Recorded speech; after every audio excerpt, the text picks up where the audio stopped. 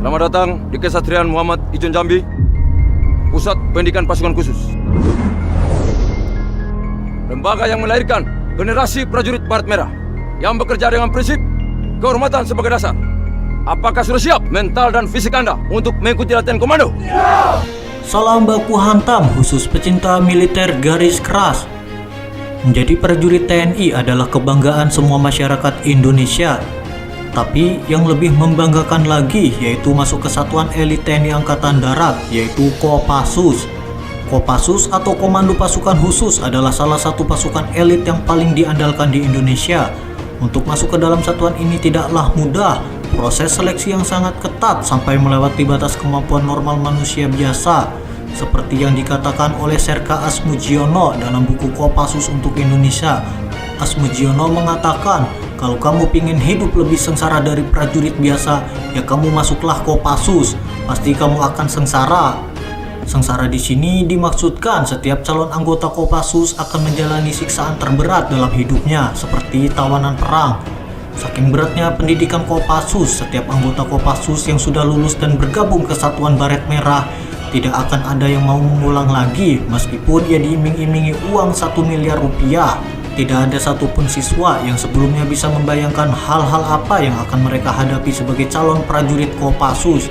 Ternyata setelah mengikuti pendidikan Kopassus selama 1 bulan begitu berat dan ingin cepat-cepat menyelesaikan pendidikan ini. Lalu seperti apakah beratnya latihan Kopassus di TNI Angkatan Darat? Berikut videonya.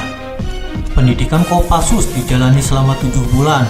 Mereka akan menjalani pendidikan 2 tahap, yaitu tahap 1 dan tahap 2. Selama itu pula siswa tak bisa berhubungan dengan keluarga, kerabat, dan teman. Mereka juga tak mendapatkan hari libur.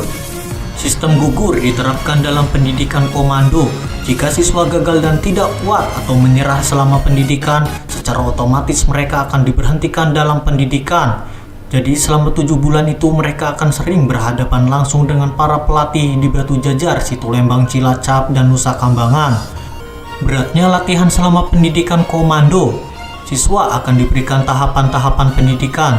Tahap-tahap itu seperti tahap basis, teori tentang kemampuan prajurit komando yang berisi ilmu medan, menembak, pengetahuan senjata ringan, dan pengetahuan demosili. Kemudian tahap gunung hutan. Tahap ini dimaksudkan agar prajurit memiliki kemampuan untuk beradaptasi dan mengatasi hambatan di gunung dan hutan. Latihan yang diberikan antara lain penjejakan atau anti penjejakan, survival, dan ilmu medan. Dan yang terakhir, tahap rawa laut. Tahap ini dimaksudkan agar prajurit mampu beradaptasi dengan medan rawa laut. Latihannya seperti pengenalan rawa laut, patroli, dan pengendaraan laut. Ada juga pembinaan jasmani militer. Latihannya cukup menyeramkan, seperti ketangkasan jasmani, melempar pisau, dan renang militer. Lalu latihan bela diri ala militer dan kesegaran jasmani. Latihan fisik menguras energi. Latihan fisik selama pendidikan komando juga sangat berat. Tak bisa sembarang orang mengikuti latihan ini. Mereka harus memiliki rasa juang yang tinggi dan pantang menyerah. Salah satunya latihan terberat adalah jalan kaki yang merupakan latihan akhir tahap gunung hutan dan melewati tahap latihan rawa laut di pantai Cilacap. Jalan kaki ini dilakukan sepanjang 500 km atau dari Batu Jajar hingga Cilacap A. Wajar saja banyak yang menyerah dalam latihan ini. Dalam 1 hari mereka harus menempuh jarak sekitar 50 km. Diawali bangun jam 4 pagi di Batu Jajar, mempersiapkan diri dan beribadah. Kemudian pukul 5 pagi, mereka berangkat dan terus berjalan hingga pukul 5 sore setiap harinya. Sesampainya di Cilacap, mereka tak beristirahat.